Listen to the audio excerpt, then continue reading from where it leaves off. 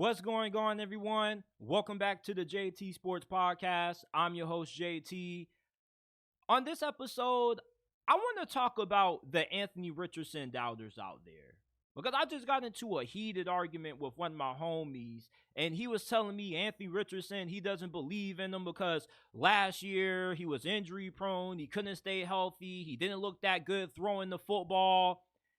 And I just got really frustrated because I was trying to tell him that last year, the Colts were still a really good team when Anthony Richardson was healthy, despite him not being the best passer. Why? Because how good he was running the football. And Lamar Jackson, his rookie season with the Baltimore Ravens, he didn't look that impressive throwing the ball neither, but the Ravens were able to make it to the playoffs with Lamar his first year. You want to know why? Because they were able to utilize his rare athleticism. And that's what the Colts were doing with Anthony Richardson. His rookie season was all about development. Most people didn't even expect him to be the starting quarterback this year. I was screaming at you folks all off season long why he was going to start. He was going to start because even though he wasn't the most polished passer, the dude is 6'4", 244, 255 pounds running 4'4".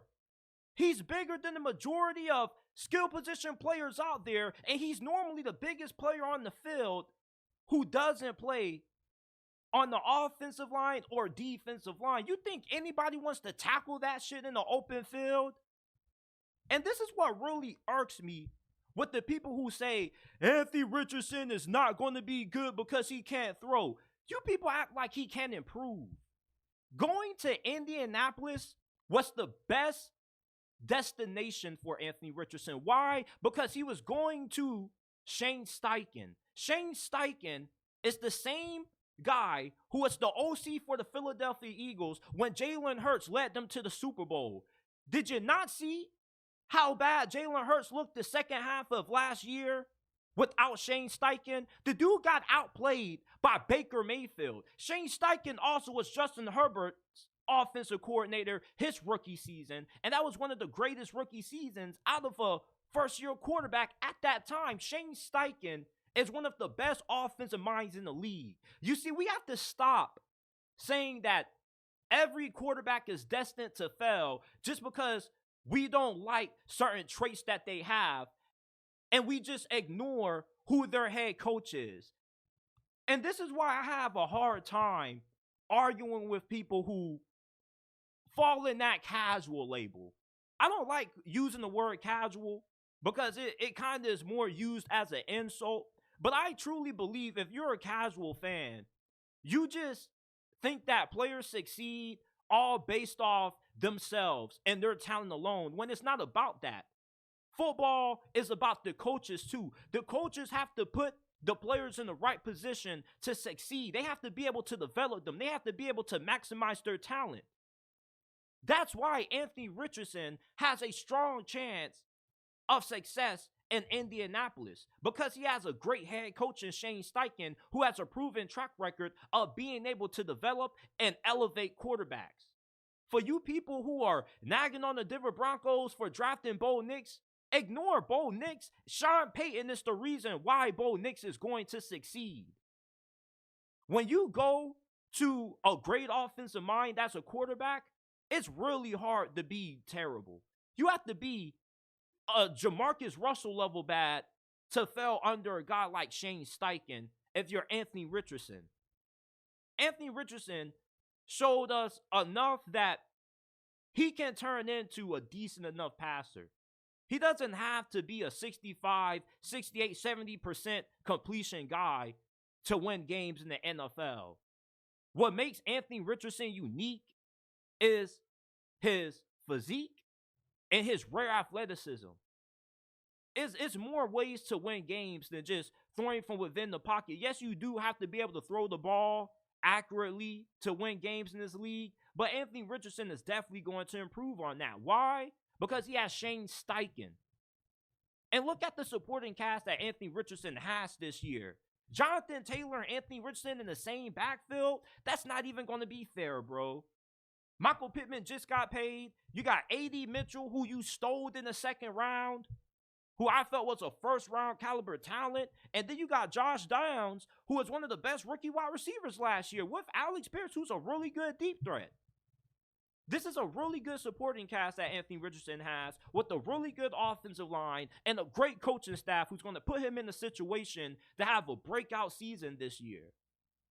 If you're looking for somebody who could be a dark horse MVP candidate, Anthony Richardson is the dude who you should be looking to put some money on. Not a lot of people seem to be talking about Anthony Richardson. I'm a little bit surprised that he hasn't been getting a little bit more hype, actually, because Justin Fields got so much MVP hype around this time last year. You think people would have the same love for Anthony Richardson. Shane Steichen calling the plays with the supporting cast, that wide receiver that he's going to be throwing to this year. And plus, he's only going to get better. He's a hard worker. He's dedicated. He's the first guy at the facility, last guy to leave. He's helping people out. Anthony Richardson doesn't strike me as a guy who is going to be a bust. It's just his intangibles, his work ethic, and with the situation that he's in right now, he just has to be really awful to fail. But in terms of MVP hype, I would have all my money. I would be buying all the Anthony Richardson stock up right now. Because imagine if he does put it all together this year and you don't have to worry about injuries. You mean to tell me that you don't think Anthony Richardson couldn't put up MVP numbers when a lot of quarterbacks who have won MVP in recent memory have done it in year 2? Patrick Mahomes, year 2. Lamar Jackson, year 2. Year 2 is where you start to see these Anthony Richardson quarterbacks reach their ceiling. This is when he should be able to put it all together. Now, you will have liked for him to have played more games last year because he's one of those QBs that still doesn't have a lot of experience. But with him having a whole offseason to continue to get acclimated to the playbook, he looks to have healed from his surgery pretty well. He's throwing the football now. I trust Anthony Richardson to succeed. I trust him to stay healthy. You just can't tell somebody that, man, you got to become a better thrower of the football and just ignore what got you to the league. You can't do that. It doesn't matter if you're a running quarterback or if you're a pocket passer, you can still get injured. With Anthony Richardson's playing style, he does have a tendency to get injured a little bit more frequently, but there's a way that he can learn to reduce that by not taking the amount of unnecessary hits that he takes. But it's not like you're going to tell this dude to stop trying to lower his shoulder and maul guys over. He outweighs the majority of the other players on the field by at least 20 pounds. Most linebackers in today's NFL only weigh 230, no more than 235. Anthony Richardson has those guys outweighed by at least 10, 15 pounds. You really think these defensive backs are trying to tackle Anthony Richardson in the open field? I saw a lot of players last year in the limited action that Anthony Richardson played in make a lot of business decisions. You want to know why? Because there's a way better chance of them getting fucked up and them getting injured by Anthony Richardson than them injuring Anthony Richardson. And you really can't go low on these guys anymore. With the new rules that are in place, it's only going to make it even more harder to stop Anthony Richardson.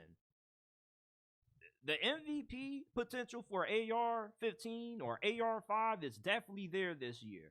All right? But even if he doesn't win MVP, I think that a lot of people are really stuck in this old school way of thinking when it comes to how a good quarterback looks. Cam Newton was considered a very good quarterback, and he doesn't even have a career completion percentage better than 60%. Anthony Richardson may not ever be that guy, but he doesn't have to be. He just has to be good enough. I trust Shane Steichen. I trust the development. I trust the system that he's in, and I believe in Anthony Richardson. But I think that too many people put way too much stock in the player themselves instead of the situation that they're in. And that's what really frustrated me in the argument that I got with my homie a while back. Because I'm trying to tell him, it's like, bro, you keep looking at these numbers, but you don't understand what these numbers mean. Last year was never about Anthony Richardson lighting the world up on fire, throwing the fucking football. Everybody who watched Anthony Richardson at Florida could have told you, with blunt honesty, that he was not going to be the best passer. It was not going to look pretty at times with him throwing the football, but that's not what it was about. The Colts wanted to start him because they knew they could win games just using his athleticism. Him back there at quarterback is like Derrick Henry at quarterback. You can win with a quarterback's athleticism early in their career as they develop as a passer in the background. But my homie didn't want to let me talk, kept talking over me, and kept ignoring that great point. But I just wanted to come on here and vent. I hope that a lot of this made a lot of sense because I didn't take no notes for this. This is just straight off the dome, but I was just really upset about that, bro. It really pissed me off. It really did.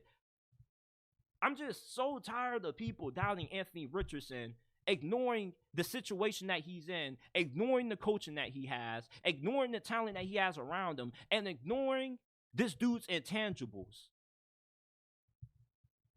Like the video, subscribe to the channel if you haven't already. Remember that we're not just a YouTube channel, we are a podcast. You can find this episode and all the others in audio format on all podcasting platforms, Apple, Google, Spotify, Amazon, wherever you get your podcast from. You can find the JT Sports Podcast. Leave us a 5-star review if you enjoy, and I will see you guys shortly with another episode.